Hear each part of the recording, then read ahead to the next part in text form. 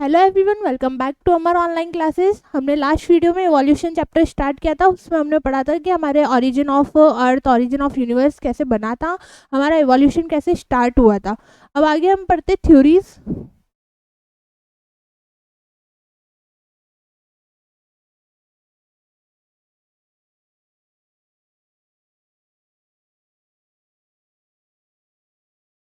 हमने इसमें कुछ थ्योरीज भी देखी थी, जैसे कि theory of special creation. Theory of special creation क्या कहता है, ये फादर स्क्वार्ट्ज ने दी थी। इन्होंने बताया था कि है ना, सम कुछ ऐसे पावर्स की वजह से हमारा यूनिवर्स का ओरिजिनेट हुआ है, और वो पावर्स है गॉड।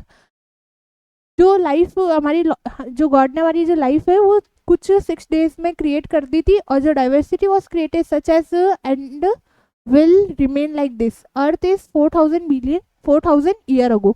ये बताया था फादर स्क्वार्ट्ज ने। नेक्स्ट इन्होंने नेक्स्ट थ्योरी है theory of catastrophic. Catastrophic events होते हैं जो कि हर चीज में, जो पुरानी लाइफ है उसी से न्यू लाइफ कम हो रही है, न्यू लाइफ आ रही है। जैसे कि existing life and new life come, जो पुरानी लाइफ है उसी से नई लाइफ बन रही है। थर्ड है extra terrestrial theory, theory of panspermia. Theory of panspermia क्या बोलता है, life came from other planet in the form of seed or spore. इन्होंने बताया कि जो हमारी लाइफ आ रही है वो कुछ प्लांट की तरह है, सीड और स्पोर्स के थ्रू आ रही है।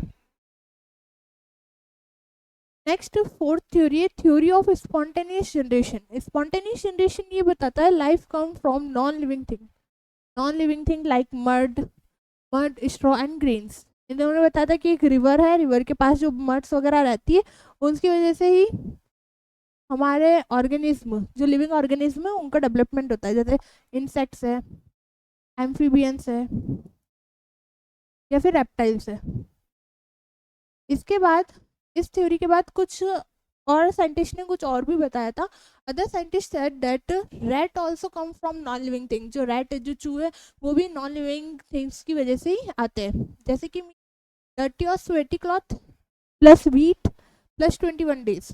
यही कहना था, कुछ स्वेटी क्लॉथ वगैरह ले लो, स्वेटी या फिर डर्टी क्लॉथ,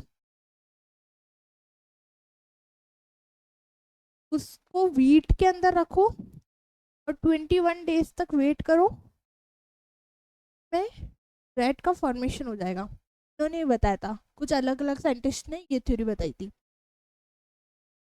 इसके बाद है theory of biogenesis. Theory of biogenesis, life come from pre existing life. इन्होंने ये बताया था कि जो लाइफ है हमारी प्री एग्जिस्टिंग लाइफ से एग्जिस्ट कर रही है।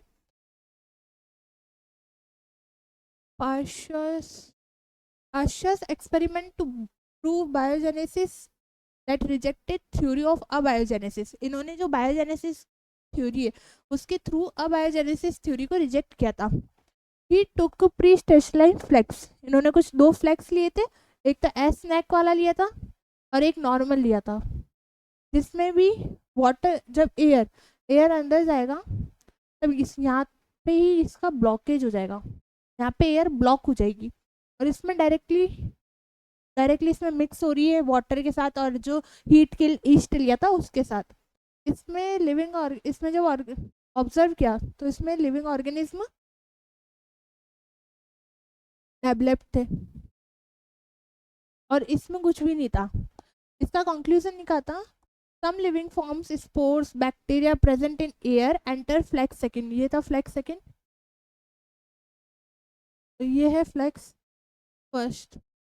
इसमें क्यों नहीं हुआ, क्योंकि जो एयर थी, एयर यहीं पे आके ट्रैप हो रही थी, एयर ट्रैप, यहाँ पे एयर ट्रैप हो रही थी, एयर डिजॉल्विंग हुई, मिक्स ही नहीं हुई, तो इसलिए आगे उसमें कुछ भी नहीं हुआ। Hence life arise whereas in flasks, these spores got trapped in the bent neck. एक तो जो एयर है यहाँ पे नेक में बैंड हो गई थी, और यहाँ पे अच्छे से मिक्स हुई, तो यहाँ पे ऑब्जर्व किया जो लिविंग ऑर्गेनिज्म है उनका डेवलपमेंट। इसी से life come from pre existing life, जो लाइफ है वो प्री एग्जिस्टिंग लाइफ से डेवलप्ड है। इसके बाद 6th थ्योरी हमने देखी थी, theory of chemical evolution. Theory of chemical evolution क्या कहते हैं, ये मोस्ट वाइडली एक्सेप्टेड थ्योरी है। This theory was proposed by operon and हेल्डेन। ये ऑपरेन और हेल्डेन ने, 2 साइंटिस्ट ने मिलकर बताया था। They said primitive atmosphere means old atmosphere on earth supported origin of life. इन्होंने बताया था कि जो ओरिजिन ऑफ लाइफ है, मतलब जो लाइफ को सपोर्ट कर रहा है, वो प्रिमिटिव एटमॉस्फेयर, पहले के ओल्ड जो एटमॉस्फेयर था उस टाइम पे क्या था, रिड्यूसिंग एटमॉस्फेयर, मतलब एटमॉस्फेयर बिल्कुल कम था, लाइटिंग बहुत ज़्यादा थी, हाई टेम्परेचर था, उसकी वजह से सन और यूवी रेज डायरेक्टली हमारे अर्थ पे आ रही थी, और जो वॉल्केनो इरप्शंस थे वो भी बहुत हाई थे। Operon belongs from Russia and Haldane is British scientist from England. उन्होंने बताया था एटम्स से मॉलिक्यूल्स बनते हैं, जैसे स्मॉल स्मॉल पार्टिकल से जुड़ के एटम्स बनते हैं, देन मॉलिक्यूल्स, मॉलिक्यूल्स से इनऑर्गेनिक, इनऑर्गेनिक से ऑर्गेनिक, ऑर्गेनिक से सिंपल ऑर्गेनिक, देन कॉम्प्लेक्स। ठीक है, इन्होंने ऐसा बताया था कि जो छोटी छोटी चीज़ें, छोटे छोटे मैटर्स से बने हैं एटम्स। ठीक है, एटम्स है टाइनी पार्टिकल्स, पार्टिकल्स को जोड़ के बनते हैं मॉलिक्यूल्स, ये बन गए मॉलिक्यूल्स, मॉलिक्यूल्स से बनते हैं इनऑर्गेनिक कंपाउंड, ऑर्गेनिक से बनते हैं ऑर्गेनिक, ऑर्गेनिक से बनते हैं सिंपल, सिंपल ऑर्गेनिक, और सिंपल ऑर्गेनिक से बनते हैं कॉम्प्लेक्स, कॉम्प्लेक्स मीन्स बहुत ज़्यादा कॉम्प्लिकेटिव, जैसे कि प्रोटीन्स एंड वाइटामिन्स। ठीक है, इसके बाद eventually later ozone was form. जब ओजोन हमारा ओजोन का जब फॉर्मेशन हुआ था अर्थ के थ्रू, तो वो अर्थ के लिए क्या एक प्रोटेक्टिव लेयर थी, वो टेम्परेचर रिड्यूस हो गया था, वाटर वेपर कंडेंस हो गए थे, फिर क्या हुआ था, अर्थ में डिप्रेशन आए, डिप्रेशन के थ्रू रेनिंग स्टार्ट हो गई थी। ठीक है, forms the ocean which we see today, फिर उसके बाद ओशियंस, लहरें वगैरह सब बनने लगी, पहाड़ वगैरह सबका फॉर्मेशन होने लगा। H2O was hot with various chemical. First life probably came 500 million year after formation of earth। इसमें बता रखा है यूनिवर्स जो है 20 बिलियन ईयर अगो का है, अर्थ का फॉर्मेशन 4.5 बिलियन ईयर अगो हो चुका था, लाइफ का फॉर्मेशन 4 बिलियन ईयर अगो हो चुका था। इसके आगे मिलिलन और यूरे का एक्सपेरिमेंट हमने देखा था। ये एक्सपेरिमेंट 1953 में हुआ था, और इसमें केमिकल इवोल्यूशन ऑपरेन और जो हेल्डेन ने बताया था उसका एक्सपेरिमेंट करके देखा था। इसमें NH3CH4H2 along with water vapour, इन्होंने NH3CH4 और H2O लिया था, और उसको वाटर वेपर के थ्रू, हीट के थ्रू उसको वाटर वेपर किया था। 75 के voltage, 800 degree Celsius temperature in spark discharger, spark discharger chamber में ये इसका टेम्परेचर था, ये इसका वोल्टेज था।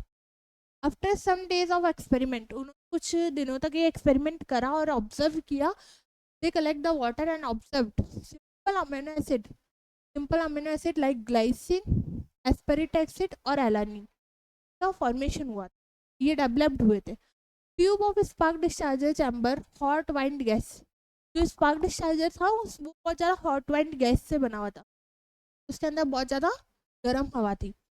Then these gases pass through condenser, spark discharger के साइड में ये स्पार्क डिस्चार्जर है, और इसके बाद यहाँ पे कंडेंसर अटैच था। कंडेंसर कंडेंसर क्या वर्क करता है, कूलिंग वाटर का, cooling water, then water trap, एक वाटर ट्रैप का भी करता है। केमिकल इवोल्यूशन तक हमने पढ़ लिया था। Non living organic molecule for first life came, first non cellular form of life 3 billion year ago, first cellular form of life 2 billion year अगो।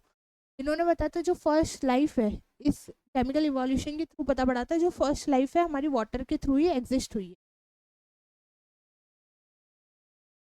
इसके आगे आज हमें न्यू टॉपिक पढ़ना है, थ्योरीज फॉर इवोल्यूशन। तो इवोल्यूशन के लिए थ्योरीज बनाई गई है, देखना है। Biological organic evolution, how these variation occurred in species, जो स्पीशीज में वेरिएशन अलग अलग हो रहे वो कैसे हो रहे हैं। फर्स्ट है लेमार्किज्म। लेमार्किज्म थ्योरी क्या है, theory of use and disuse of a organ, theory of inheritance,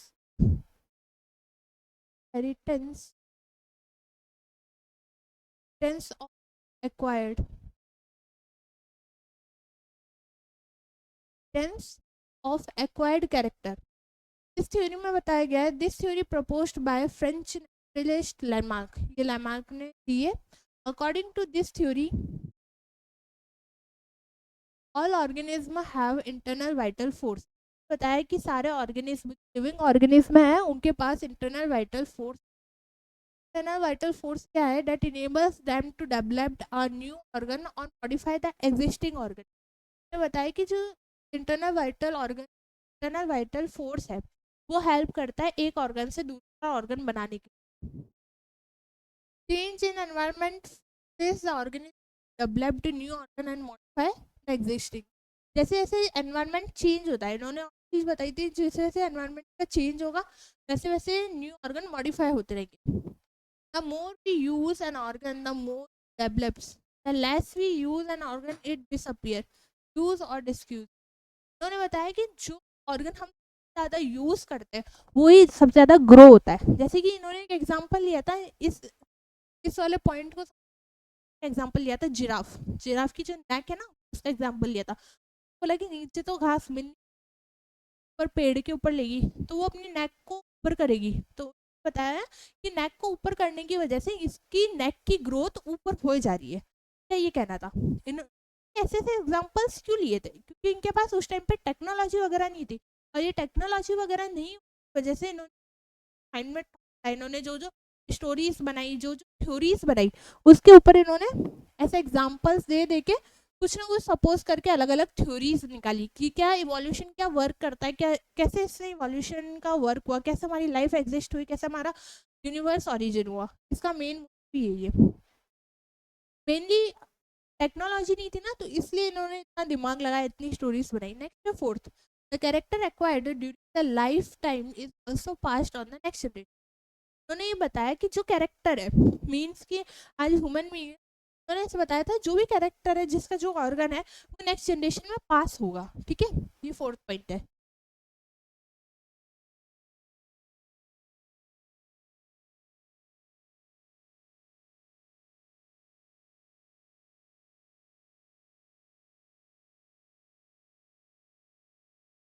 इसके आगे बढ़ते हैं। Lamarck gave example to giraffe support his theory. इन्होंने बताया था, जो जिराफ का मैंने एग्जाम्पल समझाया, इन्होंने वही एग्जाम्पल अभी थ्योरी में बताया है। पढ़ लेते। He says giraffe developed longer neck over time due to foraging leaves tall trees where grass was not available. Grass वगैरह नहीं थी, इसलिए उसको खाने के लिए पेड़ वगैरह से उन्होंने किया, तो उसकी वजह से ही नेक नेक की हेल्प लेते गए, तो नेक क्या लंबी होती गई होती गई होती गई ऐसे। Note, Wiseman of germ प्लाज्मेटिक support. ये जो वाइसमैन की एक थ्योरी थी, इस थ्योरी को डिस्प्रूव किया। कैसे क्या, आगे पढ़ेंगे। The theory of inheritance of acquired character he cut. इन्होंने एक एग्जांपल और ले लिया। इन्होंने ऐसे करा कि चूहे वगैरह को लिया, चूहे की पूंछ काट दी, चूहे की पूंछ काटी, फिर मीटिंग कराई। चूहा था, ये की पूंछ काट दी, कि पूंछ को काटा, पूंछ को काटा, फिर इनकी मीटिंग कराई। बट जब इनका बच्चा हुआ उसमें क्यों थी? क्योंकि ये तो हमारी जेनेटिक है, तो इन उस टाइम पे ये पता नहीं था। एक्सपेरिमेंट करके देखा, क्या करके देखा? He cut the tail of mice. 22 generation तक इसने कट करके देखी, स्टिल इट अपीयर्ड। फिर भी थी, क्यों थी? क्योंकि तो जेनेटिक है, वो ऐसे नहीं है। सपोज करा था, वो थ्योरी इन्होंने बताई थी, जो रियलिटी है वो तो बताई नहीं थी। इनको भी नहीं पता था, क्योंकि उस टाइम पे पढ़ी नहीं थी, टेक्नोलॉजी वगैरह नहीं थी, इसलिए ना। फिर उसके बाद इन्होंने कहा कि जो चीज़ जेनेटिक है, जैसे कि मतलब इन्होंने चूहे की पूंछ काट काट के देखी, तो मीटिंग कराने के बाद भी चूहे की पूंछ तो आ ही रही थी। फिर इन्होंने ये देखा, there are two types of cell, there are two types of cell, first is somatic cell and second is germ cell. Any change in germ cell pass to next generation, next generation. इन्होंने बताया जो germ cell है उसके through जो भी हमारी चीज़ है, जो भी हमारा ऑर्गन है, जो भी हमारा फंक्शनिंग बॉडी में कुछ भी है, वो कैरेक्टर हमारा आगे से आगे नेक्स्ट जनरेशन में पास आउट होगा। ठीक है, आगे ये कुछ लाइन्स है। It is not the strongest of the species that survives, not the most intelligent that survive. In Darwin की एक डार्विन की कुछ लाइन्स है। उन्होंने बताया कि ना तो कोई ज़्यादा स्ट्रॉन्गेस्ट और ना ज़्यादा इंटेलिजेंट, वो ऐसा नहीं कि ज़्यादा से ज़्यादा जिएंगे, है ना, इस थ्योरी में ये नहीं है। It is the one that is the most adaptable to change, changes होते रहते हैं, है ना, इसमें यही है। ना तो कोई ज़्यादा जो स्ट्रॉन्गेस्ट है वो, ना ज़्यादा इंटेलिजेंट है वो, इतना ऐसा नहीं। पहले के ऐसे लोग सोचते थे जो ज़्यादा स्ट्रॉन्गेस्ट है, जो ज़्यादा इंटेलिजेंट है वो ज़्यादा से ज़्यादा जिएगा, बट ऐसा कुछ नहीं है। ये लिखो।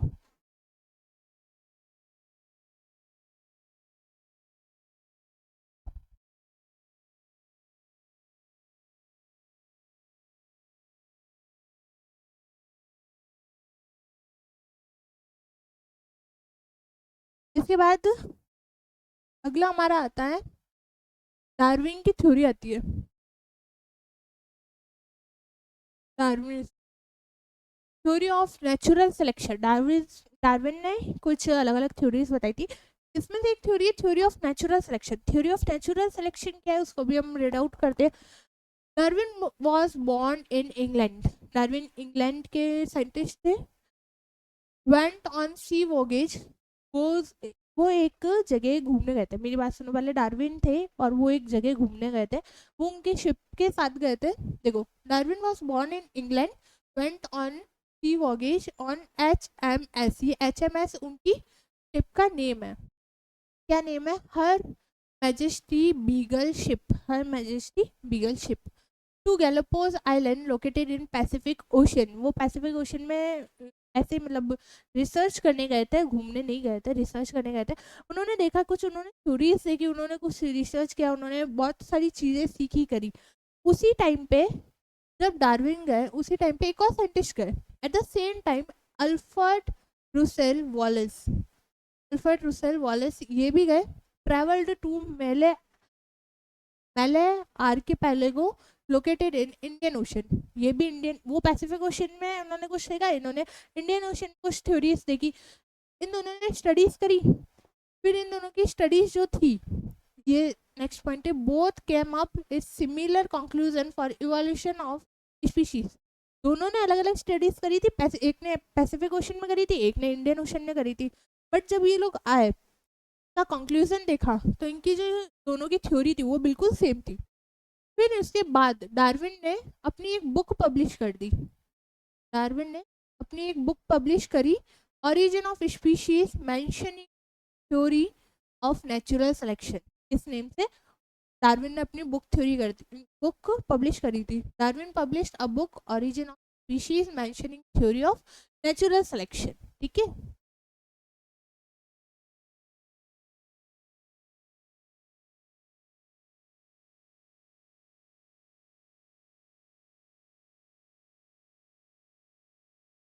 के बाद देखते हैं, Darwin was greatly by population theory. Darwin Darwin को एक अच्छा मतलब लगा था, मतलब आगे से आगे प्रमोट हुई थी ये थ्योरी। ठीक है। पॉपुलेशन, इसमें क्या है, population have a tendency to grow exponentially, population size stable more or less. Population have a tendency, population के पास एक टेंडेंसी है कि मतलब वो के पास टेंडेंसी है क्या करने की, मतलब जो का रिप्रोडक्शन है उसको करने की, उसको स्टेबल है कि भाई वो कैसे साइज में चाहिए और किस मतलब किस साइज मोर और लेस। कि एक होते हैं जो एनिमल्स, कुछ ऐसे एनिमल्स होते हैं कि वो एक बार में कम से कम जो वो, जैसे कि डॉग की बात कर लो, डॉग जब बेबीज देता है तो वो कम से कम 5 से 6 बेबीज कर देता है। ठीक है। और अपन जो नहीं है वो अपन वन, एक या ट्विंस ही हो पाते हैं, है ना। तो population have tendency to grow exponentially, population size stable more or less। ठीक है। इसका मीन ये है, आगे इसका मतलब और अच्छे से पढ़ेंगे।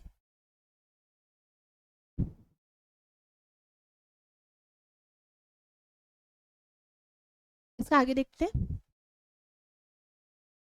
Expect seasonal fluctuation points of Darwin theory, ये अपन को पढ़ना है। जैसे मैंने एग्जांपल्स दिए थे, ओवर पॉपुलेशन, ये देखो ओवर प्रोडक्शन, इसमें ओवर प्रोडक्शन मीन देखना, overproduction and differential reproduction, this is a tendency for organism to overproduce करने की ये एक तरह की टेंडेंसी है। ठीक है।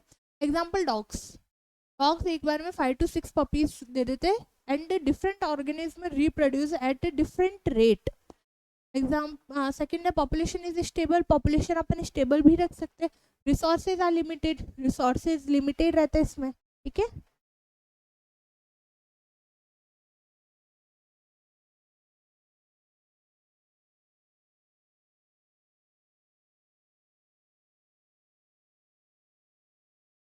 ये था थ्योरी, ये जो डार्विन की जो थ्योरी थी उसके पॉइंट्स वगैरह थे, उसने क्या क्या बताया था, उसने एक्सप्लेन कैसे किया था। आगे competition and struggle, competition and struggle for existence. इसमें देखो 3 होने चाहिए थे, एक कम लिख रखा है। इंटर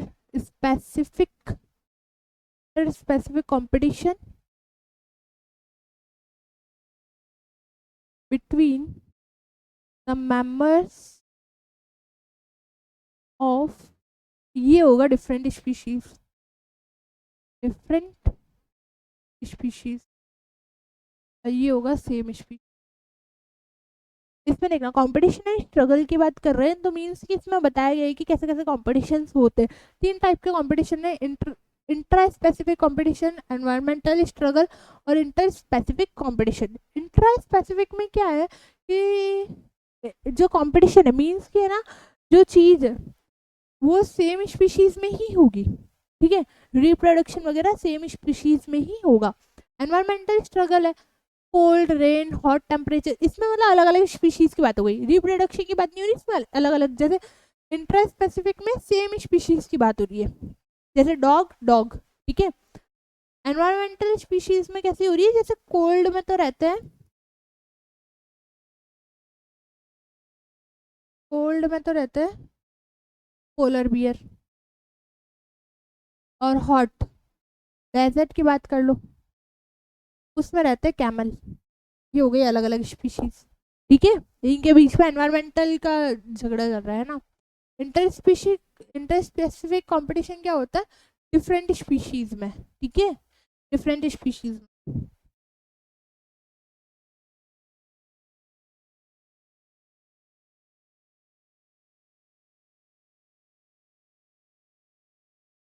इसके आगे वेरिएशंस, वेरिएशंस क्या होते हैं, no two individual in a species are same variation exist. ये बताया गया है कि कोई भी जो भी कोई भी 2 पार्टिसिपेंट्स हैं उनके जो वेरिएशंस है वो ऐसा नहीं कि इनके बेबीज में नहीं आएंगे, या फिर अलग भी हो सकता है, नहीं भी आ सकता है, ऐसा भी नहीं होता है कि मतलब जो भी एक पर्सन है उसका वेरिएशन दूसरे पर्सन में नहीं होता है, मतलब सेम नहीं होता है, अलग अलग वेरिएशंस होते हैं। यूजफुल वेरिएशन भी होता है which according to Darwin is adaptation is a advantage and enable the organism to survive variation in small direction and accumulation time generation after generation।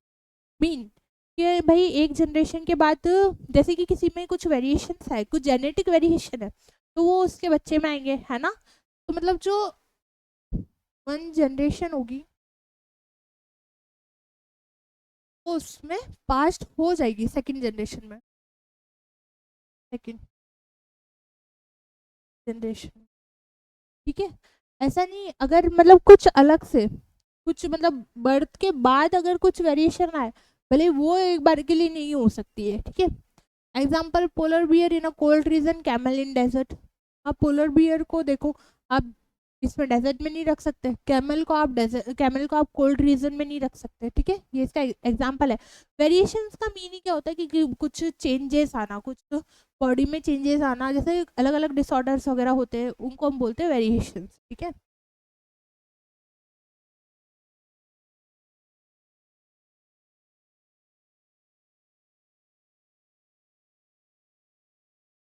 इसके बाद natural select individual with advantageous variation which not reproduce more leaves more progenies and other eliminate reproductive fitness।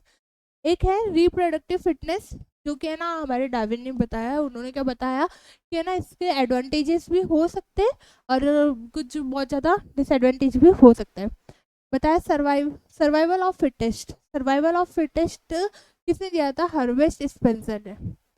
Survival of fittest Darwin ने नहीं दिया है, survival of fittest termed by Herbert Spencer. अब इसके Darwin के की पॉइंट्स है, ये दो की पॉइंट्स है, ये दो की पॉइंट्स है, ठीक है। नेचुरल सिलेक्शन, नेचुरल सिलेक्शन बताया, tell about mechanism of evolution, जो भी इवोल्यूशन का मैकेनिज्म है, जो भी वर्क प्रोसेस है, जो भी फंक्शंस है, उसको बताया। ब्रांचिंग डिसेंट, ब्रांचिंग डिसेंट का मीन क्या होता है कि हमारे जो एंसेस्टर है, जो भी हमारे एंसेस्टर है उसकी वजह से हमारी आगे से आगे लाइफ बढ़ रही है, ऐसे आगे से आगे लाइफ बढ़ रही है,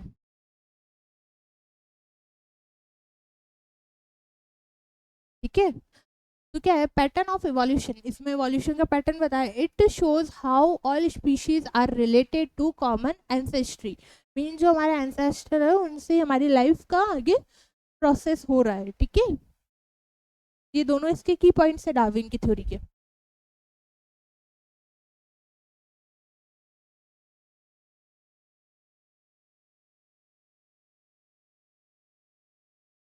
इसके बाद म्यूटेशन थ्योरी, म्यूटेशन थ्योरी क्या है, mutation theory by Hugo de Vries, mutation theory de Vries ने दी थी। He worked on evening primrose single step large mutation called saltation, जो सिंगल मतलब एक ही स्टेप में लार्ज म्यूटेशन हो जाए उसको बोलते हैं सेल्टेशन। ये आपके एमसीक्यू या फिलिंग द ब्लैंक्स में आ सकता है। Mutation are responsible for evolution, mutation जो म्यूटेशन मीन क्या होता है चेंजिंग, अपने बॉडी में कुछ कुछ चेंजेस होते हैं उसको हम बोलते हैं म्यूटेशन। म्यूटेशन क्या है, रेस्पॉन्सिबल है इवोल्यूशन के, ठीक है। Large large random and direction less by chance unpredictable, ये नेक्स्ट थ्योरी है मॉडर्न मॉडर्न सिंथेसाइज थ्योरी, इसको हम अभी आगे पढ़ते हैं, आप इसको राइट डाउन करो।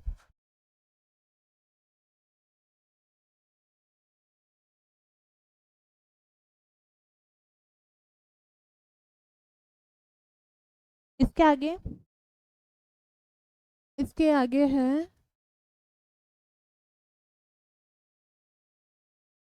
ये हमारी मॉडर्न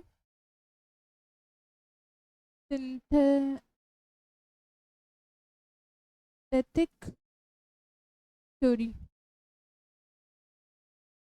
इस थ्योरी में क्या है, various factor together are responsible for evolution, various factor mean अलग अलग जो भी फैक्टर्स है उसमें अगर म्यूटेशन आता है तो वो रेस्पॉन्सिबल होते हैं इवोल्यूशन के, जैसे कि नेचुरल सिलेक्शन हो गया, म्यूटेशन हो गया, जेनेटिक रिकॉम्बिनेशन है, जेनेटिक ड्रिफ्ट है और जेनेटिक माइग्रेशन है। ये सारे इसके पॉइंट्स है किसके, मॉडर्न सिंथेटिक थ्योरी के। इसमें क्या है variation, various factor are responsible for evolution, ठीक है। तो ये सारे इसके पॉइंट्स है।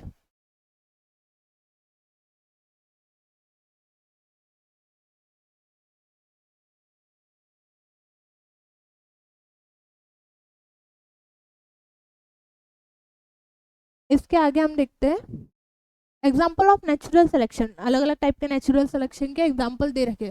फर्स्ट है Darwin finches, industrial melanism, antibiotic resistant bacteria, pesticide resistant bacteria, pesticide resistant bacteria.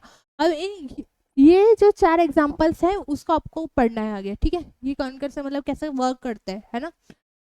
जैसे ये जो तीन है वो है एंथ्रोपोजेनिक, एंथ्रोपोजेनिक का मीन होता है action means human act, action human act, जो ह्यूमन एक्ट के बेसिस पे आगे वर्क आउट करते हैं, ठीक है। चार एग्जांपल है Darwin finches, industrial melanism, antibiotic resistant bacteria, pesticide resistant bacteria. आगे इसको पढ़ते हैं।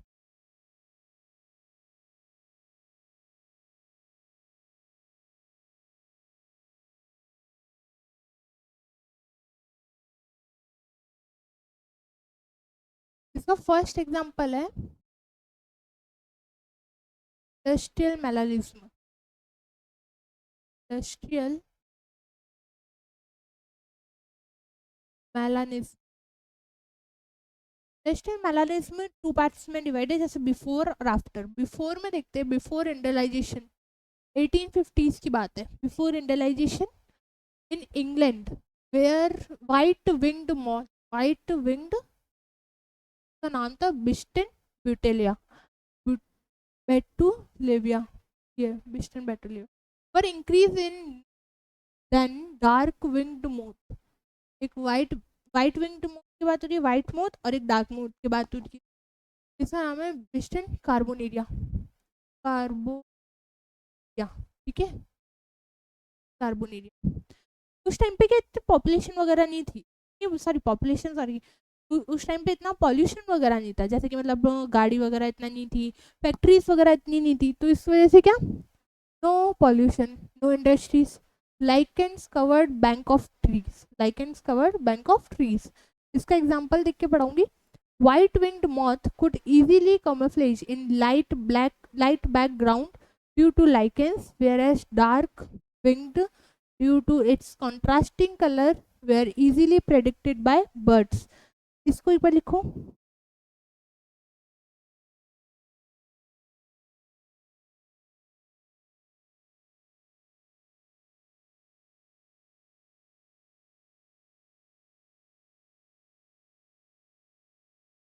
इसका एग्जांपल देखना।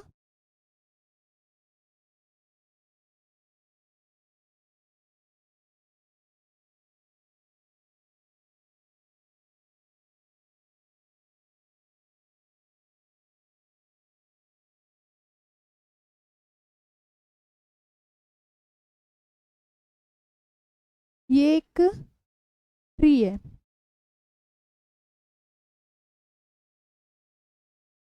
ये ट्री है। अब इसमें क्या होता था, जहाँ पे पॉल्यूशन नहीं होता ना, वहाँ पे लाइकेंस ग्रो करते हैं।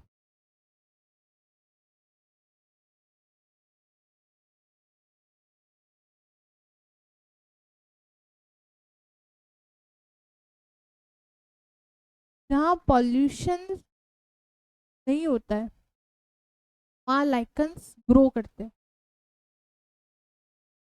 ठीक है। ये एक पॉइंट है, बता रही हूँ। अब इसमें क्या होता था, इसमें दो टाइप के मौत है, वाइट मौत, ये हो गया वाइट मौत, और एक थे डार्क मौत। येलो से बना देते, ये डार्क, ये था डार्क। अब उस टाइम पे क्या पॉल्यूशन वगैरह कम था, तो इस वजह से क्या चिड़िया वगैरह आती थी, और उनमें क्या, ये जो लाइट की थी, लाइट मतलब इसमें था, ये ऐसे छुप जाते थे, ठीक है, ये मतलब दिखते ही नहीं थे, इसमें ऐसे दिखते ही नहीं थे, और जो डार्क थे वो ज़्यादा दिखते थे। तो इसमें क्या करते थे, वो चिड़िया वगैरह आके डार्क वालों को खा जाती थी। इसमें क्या है, लाइट वाले जो मौत थे वो तो ज़्यादा हो गए, उसकी प्रोडक्शन बढ़ती गई, और जो डार्क थे वो कम हो गए, चिड़िया ने खा लिया इसलिए, है ना। ये तो था बिफोर इंडलाइजेशन, ठीक है, मतलब पेड़ की जो छाल होती थी उसके ऊपर ये मौत रहते थे, और उसमें क्या करते थे, मतलब उनका जो कलर था वो आइडेंटिफाई करने के लिए, जो डार्क था वो ज़्यादा ही कुछ डार्क था, तो इसलिए जो चिड़िया वगैरह थे वो डार्क को विजुअलाइज करके और उनको खा जाती थी। लाइट वाले ऐसे थे कि मतलब वो दिखते भी नहीं थे, ठीक है, विजुअलाइज नहीं होते थे। अब आफ्टर इंडलाइजेशन 1920 की बात है, ये 1920 में ऑब्जर्व किया।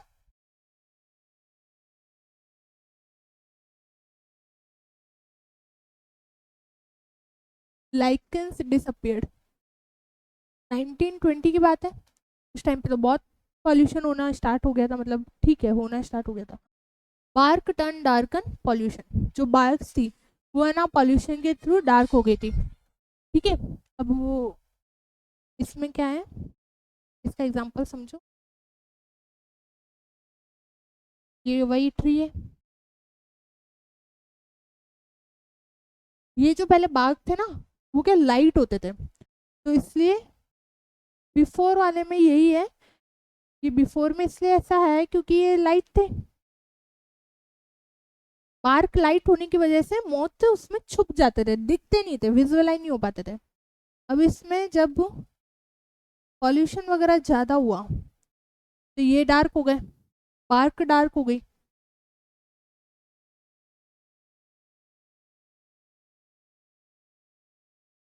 ये आपका ट्री हो गया,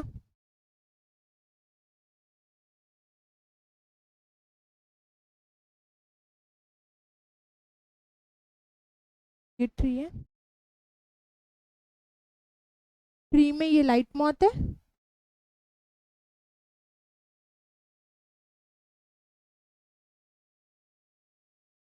और ये डार्क मौत है। इस टाइम पे इसका विजुअलाइजेशन ज़्यादा हो गया था, तो इसमें लाइट मॉथ जब आफ्टर हुआ था ये कम हो गए थे, और जो डार्क थे वो ज़्यादा हो गए थे।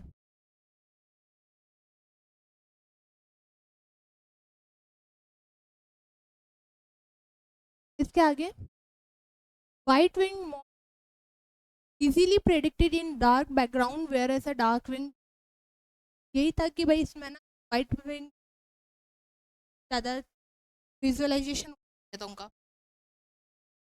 Pesticide resistant mosquito, pesticide resistant mosquito इसका एक्सपेरिमेंट है,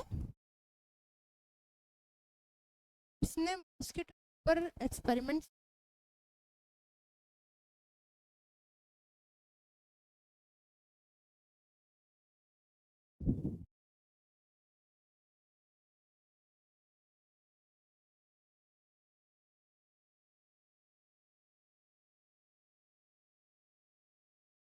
जो है,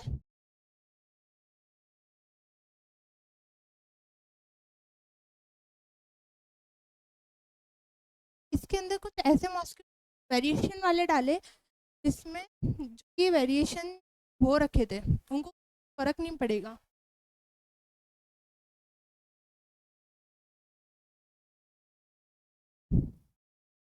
वेरिएशन, ये जब आगे पेस्टिसाइड पेस्टिसाइड डाला, क्या हुआ, जो नॉर्मल मॉस्किटो थे ये वाले जो वाइट वाले रह गए थे, यही रह के उन्होंने इनकी प्रोडक्शन ज़्यादा कर दी, ज़्यादा बना दी।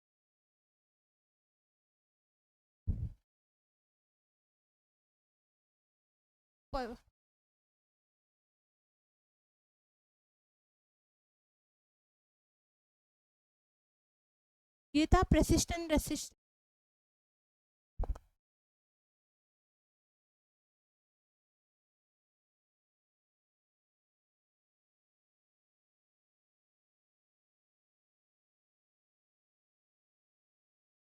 पेस्टिसाइड रेसिस्टेंट मॉस्किटो में ये जो नॉर्मल मॉस्किटोज लिए थे, नॉर्मल के साथ वेरिएशन वाले लिए, फिर उसके बाद जो भी पेस्टिसाइड वगैरह करा उसकी वजह से ये किल हो गए, ये मर गए थे जो नॉर्मल वाले हैं, और रहे वो जो वेरिएशन मॉस्किटो है।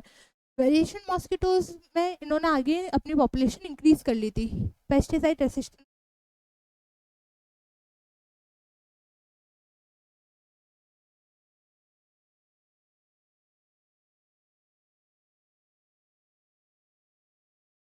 इसके बाद आता है माइक्रोबियल एक्सपेरिमेंट। माइक्रोबियल एक्सपेरिमेंट में क्या है, इसमें भी ऐसे 3 बॉक्सेस है एक्सपेरिमेंट के,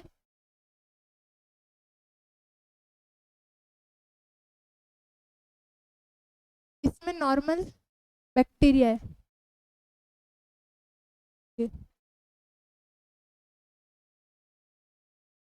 ये बैक्टीरिया, इन बैक्टीरिया के साथ कुछ एंटीबायोटिक रेसिस्टेंट वाले बैक्टीरिया है, ये जब आगे बढ़े के साथ ये एंटीबायोटिक रेसिस्टेंट वाले बैक्टीरिया है, एंटीबायोटिक रेसिस्टेंट, और नॉर्मल बैक्टीरिया भी है।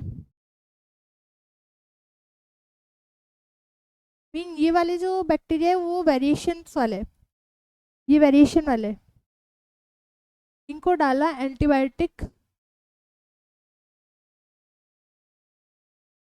मीडियम में, एंटीबायोटिक मीडियम में इनको डाला, जो नॉर्मल बैक्टीरिया थे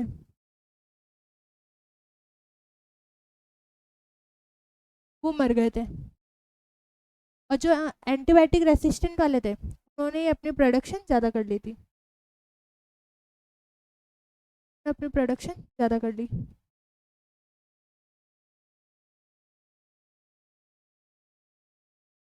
इसमें पॉपुलेशन हाई हो गई,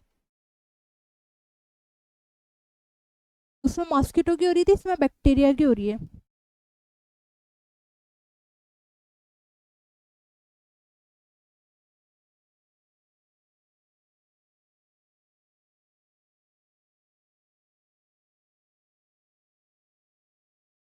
इसके पॉइंट्स है, rate of appearance of new life from is directly linked to the life span और लाइफ साइकिल ऑफ ऑर्गेनिज्म। जो लाइफ साइकिल है जी, मतलब कि अपन ने नॉर्मल बैक्टीरिया लिया था, उसमें अपन ने कुछ वेरिएशंस ऐड करे थे, तो जब हमने इसमें कुछ एंटीबायोटिक डाले थे, इसको हमने एंटीबायोटिक मीडियम में डाला, तो जो वेरिएशन वाला था उसी से हमारी आगे की जो लाइफ है वो उसने इंक्रीज कर दी, लाइफ पॉपुलेशन वेरिएशन वाले ने इंक्रीज कर दी, ये हुआ था। लेकिन micro divide very fastly, hence the result are obtain within few hours. जो माइक्रोब्स है, बैक्टीरिया वगैरह है, वो उनका डेवलपमेंट बहुत जल्दी हो जाता है, कुछ ही घंटों में। For the same to occur in a fish, it will take million of year as their life span is in year.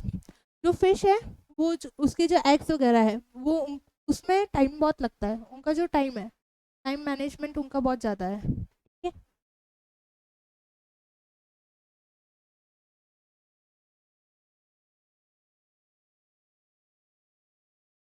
आज की वीडियो के लिए इतना ही। Thank you so much for watching this video.